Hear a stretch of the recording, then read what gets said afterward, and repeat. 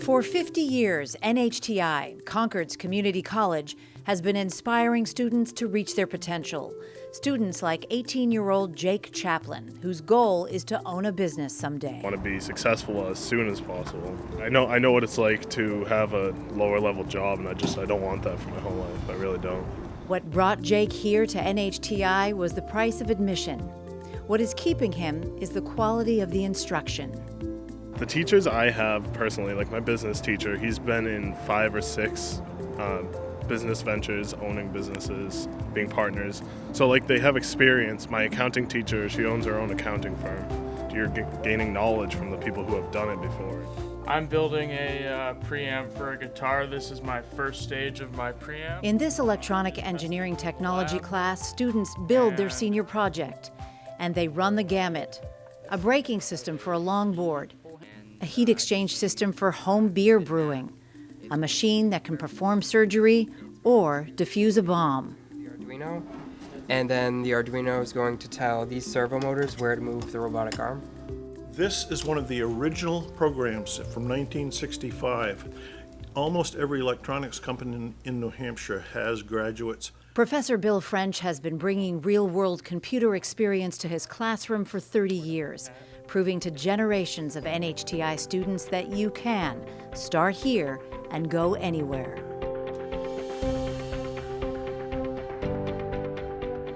In 1965, the school opened as a 2-year technical institute with 256 students.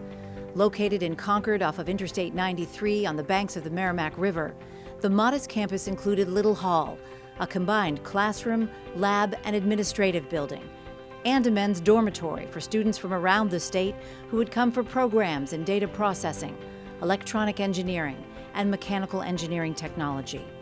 The tuition? $300 a year. While engineering programs would remain central to the tech, the college was quick to respond to the state's growing economy. New programs in dental hygiene, radiology, and nursing were added, bringing with them another change: more women. It is that nimble eagerness to change, to meet the needs of New Hampshire's students and workforce, that has been NHTI's signature for 50 years. If a business or industry came to us, said we needed a program, we could roll something out in a matter of months, assuming the funding was in place. So it's that responsiveness to the changing climate, which really set NHTI in particular apart from many other institutions. NHTI now offers more than 70 academic programs through classes, certificates, degrees, and online courses in fields as varied as accounting and visual arts, environmental science and criminal justice, computer engineering technology, and early childhood education. I don't know, it just seemed like almost a seamless and natural process to go from a small school to a large one. A women's residence hall, we added the gym, we built a new library, we built a new early childhood lab school, we rebuilt the dental hygiene facility, and subsequently built this. And so that increases capacity and it increases the school, but it just kind of all unfolded over time. The school went from 200 students to 5,000 students, which is pretty amazing growth. From the start, NHTI was different from the state's other 2-year colleges. With many students living on campus, extracurricular activities, clubs, and sports teams added vitality to campus life. So why don't we talk about the little thing that happened, our very first try at this. In the late 1980s, Tom Hopper and Jim Sindlar spearheaded a club where intrepid students built cars that ran on solar energy and competed in the American Tour de Sol, a road race from Montpelier to Boston. The exciting part was involving the students in a real-life engineering project where they could observe success and observe failures, and we had many of them. NHTI entered the Tour de Sol for more than 10 years with increasingly competitive vehicles and competed against powerhouses like MIT, and Dartmouth. We had interest from almost every department in the school in the program. They wanted to participate because it was just so attractive. Gee, an electric car, could I get involved with that? And we would have students from the nursing program, from the dental program, architectural program, mechanical program, and everybody participating. And here we are, Sun Tech. Sun Go. One success is when Corinna Kern, who was in the nursing program, drove Sun Go, our two-seat car, up Mount Washington. And she holds the record for an electric car climbing Mount Washington to this day. She was fast. Heidi Schmidt, right upstairs in that office. Talk to her. In his 38 years at NHTI, Student Affairs VP Steve Kasha has witnessed Concord's community college expand and mature, but feels the school has retained its vision. Really, our mission has pretty much stayed the same, to help our students move on with their lives, transform themselves, try to find opportunities, transfer to four-year colleges, find jobs, just have them make good choices. And I think that's what we've always done, and that's what we're still doing.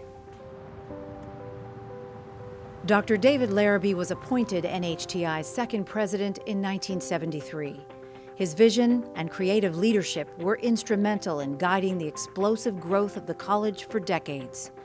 His first venture back on campus since he left in 1996 is an emotional one. Just kind of grabs you in here. My wife said, "You ought to be proud of this place." Well, how could you not? It's a great place.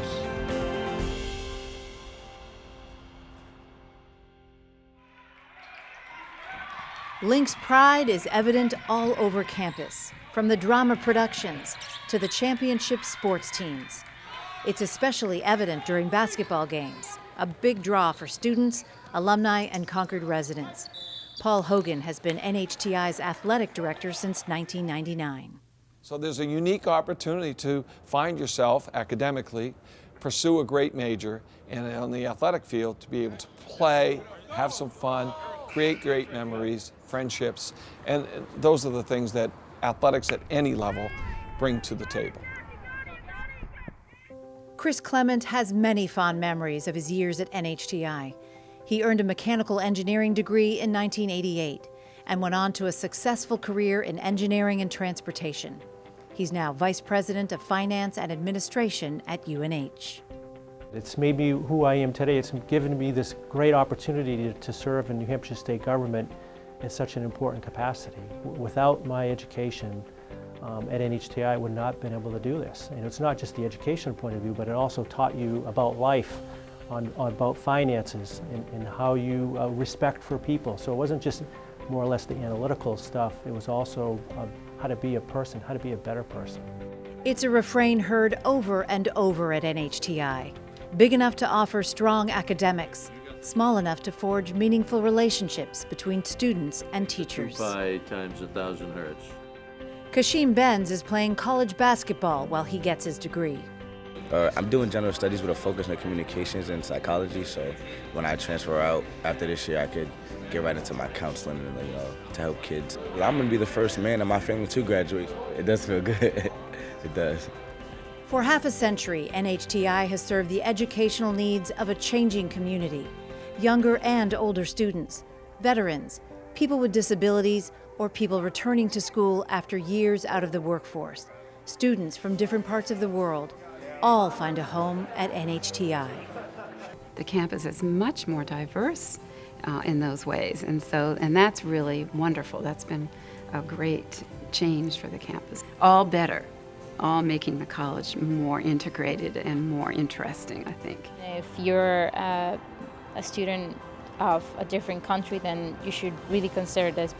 It's pretty around here. I think that teachers are good because you get really good help from the ESL and learn from other cultures. So there really is a lot of something for everyone in a place that there are people here that make a difference, and it's a place that really makes a difference. What I'm hearing from businesses more than anything else is that they need a stronger workforce pipeline. And at NHTI, they've certainly been doing that for 50 years so that we can not only keep our young people here in New Hampshire, but attract families and young people to New Hampshire too. NHTI is no longer New Hampshire's best-kept secret. A recent report of the Brookings Institute ranked NHTI #1 best value for two-year colleges in the country. This recognition, along with the thousands of graduates who work in every corner of the state's economy, bodes well for the future of the tech. I see NHTI well-positioned in terms of delivering high-quality education that will get people jobs at a reasonable cost. I don't see how they can fail. This is the kind of place where people feel they can take risks and do, in the best sense of that word. And that is exactly what an educational institution should be. This college is about possibility.